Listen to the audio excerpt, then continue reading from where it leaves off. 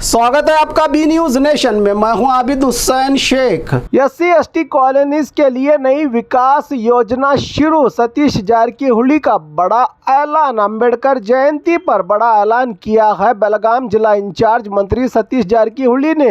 SC/ST colonies के लिए नई विकास योजना शुरू की है। देश के इतिहास में पहली बार कर्नाटका सरकार ने खास कदम उठाया है। लोक उपयोगी विभाग PWD और बेलगाम जिला इंचार्ज मंत्री सतीश जारकीहोली ने डॉक्टर BR अम्बेडकर की 135वीं जयंती के मौके पर एक नई योजना का ऐलान किया है। इस योजना के तहत बौद्ध बसवा अम्बेडकर के नाम पर पब्लिक वर्क डिपार्टमेंट के जरिए SC/ST कॉलोनीज का विकास किया जाएगा।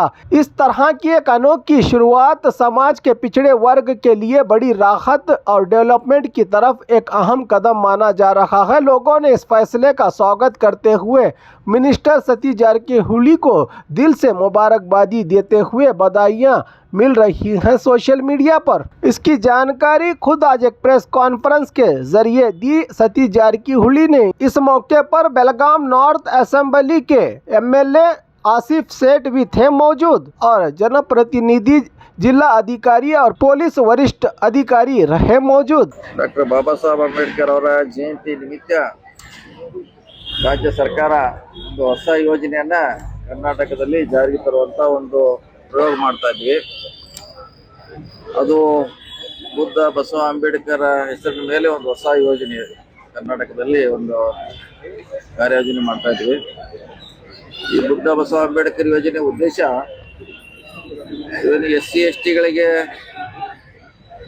ಸೈಟ್ ಅಲಾಟ್ ಆಗಿದೆ ರಾಜ್ಯ ತುಂಬಾ ಸುಮಾರು 20 ವರ್ಷಗಳಿಂದ ಇಲ್ಲಿವರೆಗೆ ಆಗ್ತಾನೆ ಇದೆ। ಅದು ಇಲ್ಲಿವರೆಗೆ ಡೆವಲಪ್ ಆಗಿಲ್ಲ। ಸೈಟ್ ಕೊಟ್ಟಿದ್ದಾರೆ, ಅಲ್ಲಿ ಯಾವುದೇ ಮೂಲಭೂತ ಸೌಕರ್ಯಗಳು ಅಲ್ಲಿ ಇಲ್ಲ ಆ ಕಾಲನಿಯಲ್ಲಿ। ಹೀಗಾಗಿ ಇದನ್ನೆಲ್ಲ ಗಮನದಲ್ಲಿಟ್ಕೊಂಡು ನಮ್ಮ ಇಲಾಖೆ PWD ಇಲಾಖೆಯಿಂದ ಪ್ರಥಮ ಬಾರಿಗೆ ರಾಜ್ಯದಲ್ಲಿ ಬಹುಶಃ ದೇಶದಲ್ಲೇ ಪ್ರಥಮ ಬಾರಿಗೆ ಅಂತ ಒಂದು ಪ್ರಯೋಗವನ್ನು ಮಾಡ್ತಾ ಇದ್ದೀವಿ।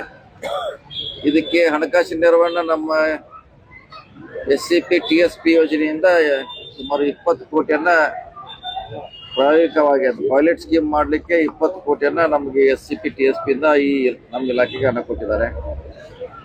ಈ ಹಣವನ್ನ ಜಸ್ಟ್ ಲೈಕ್ ನಾವು ಪ್ರೈವೇಟ್ ಲೆವೆಟ್ ಯಾವ ರೀತಿ ಡೆವಲಪ್ ಮಾಡ್ತಾರೆ ಸೇಮ್ ಅಂದ್ರೆ ಪ್ರೈವೇಟ್ ಇದ್ದಂಗೆ ಇದು ಸುಮಾರು ನಾವು 35ರಿಂದ 40 ಲಕ್ಷ ರೂಪಾಯಿವರೆಗೆ ಖರ್ಚು ಮಾಡ್ತೀವಿ ಒಂದು ಎಕರೆಗೆ। ಸೊ ರಸ್ತೆ, ಗಟಾರ ಬಂತು, ಮೂಲಭೂತ ಸೌಕರ್ಯ, ಡ್ರಿಂಕಿಂಗ್ ವಾಟರ್ ಪೈಪ್ಲೈನು, ಲೈಟು ಅಂದ್ರೆ ಜಸ್ಟ್ ಯಾವ ರೀತಿ ಮಾಡ್ತಾರೆ ಅದೇ ರೀತಿ ಮೂಲಭೂತ ಸೌಕರ್ಯ, ವಾಟರ್ ಟ್ಯಾಂಕ್ ಮಾಡ್ತೀವಿ, ಗಾರ್ಡನ್ ಮಾಡ್ತೀವಿ, ಅವಶ್ಯವಿದ್ರೆ ಫ್ಯೂಚರ್ನಲ್ಲಿ ಅಲ್ಲಿ ಅಂಗನವಾಡಿ ಶಾಲೆಗಳನ್ನು ಕೂಡ ಕಟ್ತೀವಿ।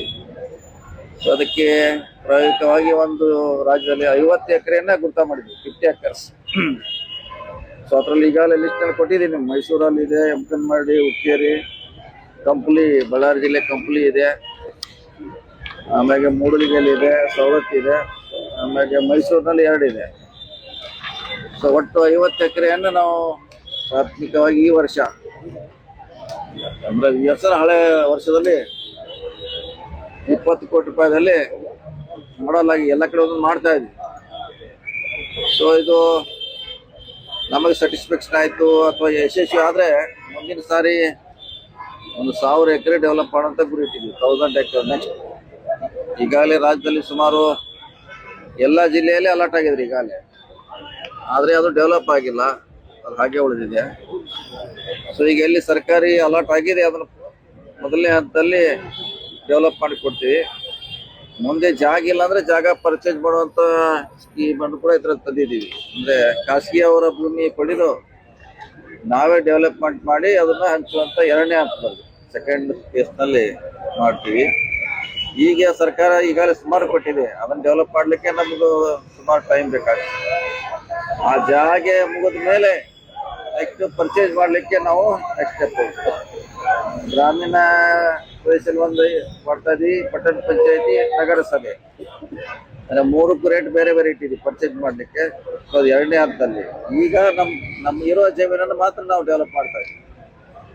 ಈಗ ನಿಮ್ ಡೀಟೇಲ್ಸ್ ಕೂಡ ಕೊಟ್ಟಿದ್ದೀವಿ, ಎಲ್ಲೆಲ್ಲಿ ಡೆವಲಪ್ ಮಾಡ್ತಾ ಇದ್ವಿ ಅಥವಾ ರೂಲ್ಸ್ ರೆಗ್ಯುಲೇಷನ್ ಏನಿದೆ ಅಂತ ಒಂದು ಆದೇಶವನ್ನು ಕೂಡ ನಿಮಗೆ ಕೊಟ್ಟಿದ್ದೇವೆ। ಸೊ ಇದು ರಾಜ್ಯದಲ್ಲೇ ಪ್ರಥಮ.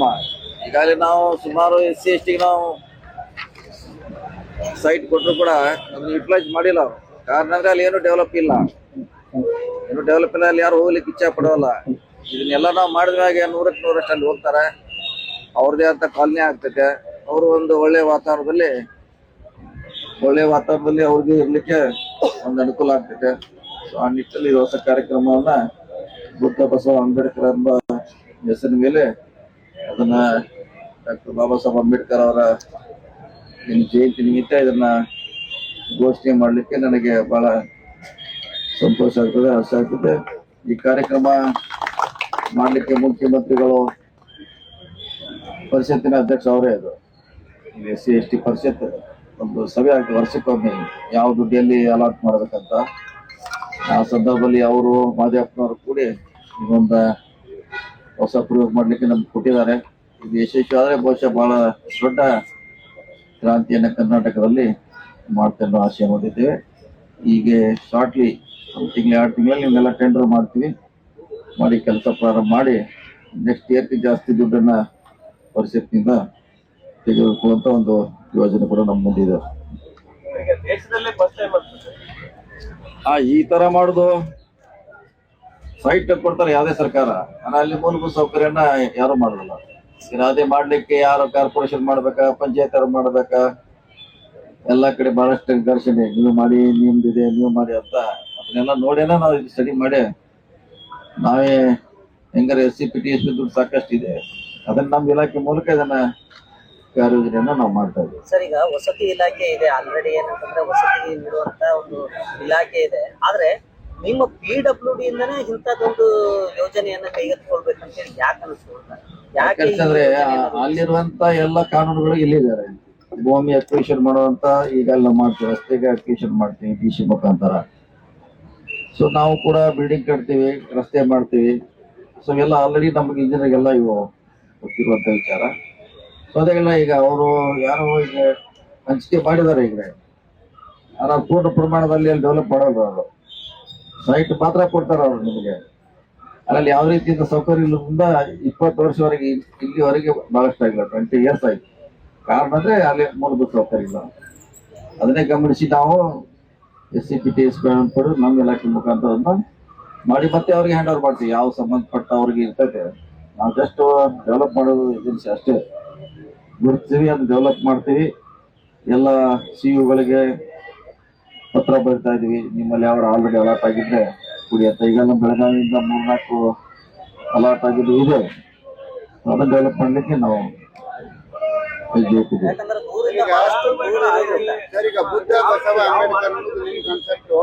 ಆಯ್ಕೆ ನಾವು ಮಾಡೋಲ್ಲ. ಆಯ್ಕೆ ಮಾಡೋದು ಪಂಚಾಯತಿ ಕನ್ಸರ್ನ್ ಅಥಾರಿಟಿ. ಅವ್ರಿಗೆ ಎಲ್ಲಿ ಡೆವಲಪ್ ಅಲಾಟ್ ಮಾಡಿರ್ತಾರ ಅಲ್ಲಿ ಹೋಗಿ ಡೆವಲಪ್ ಮಾಡೋರು ಅಷ್ಟೇ. ನಾವು ನಮ್ದು ಹಂಚಿಕೆ ಎಲ್ಲ ಪಾತ್ರ ಇಲ್ಲ.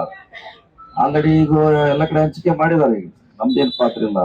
ನಾವು ಡೆವಲಪ್ ಮಾಡೋರು ಅವ್ರಿಗೆ ಮತ್ತೆ ವಾಪಸ್ ಅವ್ರಿಗೆ ಹ್ಯಾಂಡ್ ಮಾಡ್ತೀವಿ. ಸಂಪೂರ್ಣ ಆಯ್ಕೆ ಅಧಿಕಾರ ಗ್ರಾಮ ಪಂಚಾಯತಿಗೆ ಇರುತ್ತೆ. ಗ್ರಾಮ ಪಂಚಾಯತಿ ಯಾರು ಈಗ ಮುಂಚೆ ಏನಿದೆ ಅದೇ ಸೇಮ್ ಕಂಟಿನ್ಯೂ ಆಗುತ್ತೆ. ಅದೇನು ನಮ್ಮ PWD ಇಲಾಖೆ ಪಾತ್ರ ಹಂಚಿಕೆಯಲ್ಲಿ ಏನಿದೆ.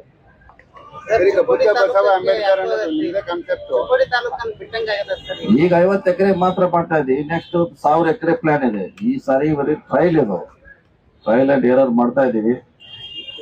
ಅದು ಇಂಪ್ಯಾಕ್ಟ್ ಹೆಂಗ್ ಆಗ್ತೈತೆ, ಜನ ಹೆಂಗ್ ಆಕರ್ಷಣೆ ಮಾಡ್ತಾರ, ಪಬ್ಲಿಕ್ ಇಂದ ಹೆಂಗ್ ರಿಯಾಕ್ಷನ್ ಬರ್ತದೆ, ಶಾಸಕರು ಏನ್ ಅದಕ್ಕೆ ನೋಡ್ತಾರ ನೋಡಿ. ಮುಂದೆ 1000 ಎಕರೆ ಮುಂದಿನ ಅಂದ್ರೆ ಈ ಬರುವಂತ ಬಜೆಟ್ ನಲ್ಲಿ 1000 ಎಕರೆ ಮಾಡುವಂತ ಒಂದು ಯೋಜನೆಯನ್ನ ಹೊಂದಿದ್ವಿ. ಇದು ಟ್ರಯಲ್ ಅಂತ ಮಾಡ್ತಿದ್ವಿ ಅಷ್ಟೇ. ಈಗ ಆಲ್ರೆಡಿ ಸರ್ಕಾರದಲ್ಲಿ ಈಗ ನಾವು ಮಾಡ್ತಾ ಇರೋದು ಆಲ್ರೆಡಿ ನಮ್ ಸರ್ಕಾರಿ ಜಾಗ ಲಾಟ್ ಆಗಿದೆ, ಅದ್ರಲ್ಲಿ ಮಾಡ್ತಾರೆ. ಇನ್ ಮುಂದೆ ಹಿಂದೆ ಹೋದಲ್ಲಿ ಆ ಊರಲ್ಲಿ ಸರ್ಕಾರಿ ಜಾಗ ಇಲ್ಲ ಅಂದಾಗ ನಾವು ಪರ್ಚೇಸ್ ಮಾಡ್ಲಿಕ್ಕೆ ಪ್ರಯೋಜನ ಇಟ್ಕೊಂಡಿದ್ದೀವಿ. ಮುಂದಿನ ದಿನಗಳಲ್ಲಿ ಪರ್ಚೇಸ್ ಕೂಡ ಮಾಡ್ತೀವಿ. ಬೆಳಗಾವಿ ಅಂತ ಸಿಟಿ ಒಳಗೆ ಸಾಕಷ್ಟು ಜನ ಹೊರಗಡೆ ಬಂದು ಮನೆ ಕಟ್ಕೊಳ್ತಾ ಇದ್ದಾರೆ.